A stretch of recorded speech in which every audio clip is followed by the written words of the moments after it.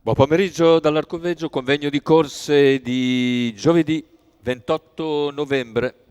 Prima corsa che vede il ritiro di Giorgina ZS, cavalli di 2 anni al via, 1 Jessie C. Regal, 2 Gerbera Jet, 3 Gioia dei Daltri, 5 Giselle Trio, 6 Grace Mabel, seconda linea, 7 Guinea, 8 Gabrielle Kugriff, 9 Gandia Fior, 10 Gianna dei Greppi, 11 Giulietta Ferm. Pronostico che vede Giulietta Ferm proprio favorita dopo il nulla del fatto del debutto, numero 11 per l'allieva di Antonio Di Nardo, l'errore intanto di Gioia dei Daltri mentre si avvantaggia subito Numero 3 Gioia Giselle dei Trio, Daltri, squalificato. prende già un po' di vantaggio nei confronti di Jessie S. Regal,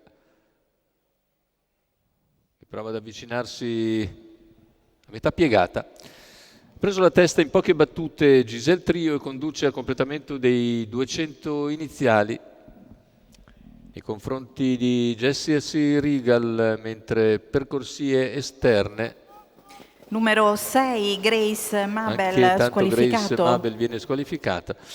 Cerca di farsi luce Giulietta Ferm, che poi riesce nell'intento di sistemarsi in scia alla battistrada, che tuttavia mantiene 3 lunghezze di margine al completamento dei primi 600 di gara in 51,2 ufficiali. Davanti alle tribune in vantaggio quindi Giselle Trio, Giulietta Ferm si è accodata in seconda posizione, in terza c'è Gianna dei Greppi, intanto gli 800 se ne vanno, io ho 1, 2 e mezzo, e siamo a metà della penultima piegata con situazione tattica invariata. All'esterno nessuno riesce a farsi luce per il momento, è sempre Giselle Trio che conduce al chilometro in 1:19,1, seconda posizione per Giulietta Fermi, in terza Gianna dei Greppi, poi Gandia Fior, via via gli altri.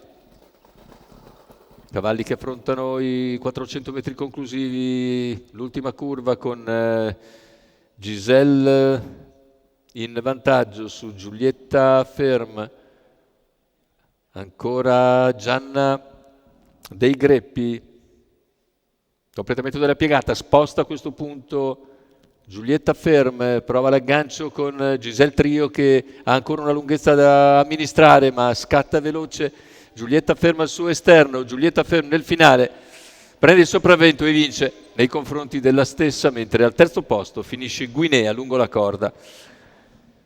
2,4 e mezzo con 1,17,8 ufficiale, con 37 a chiudere la vittoria prima in carriera alla seconda uscita per Giulietta Ferm.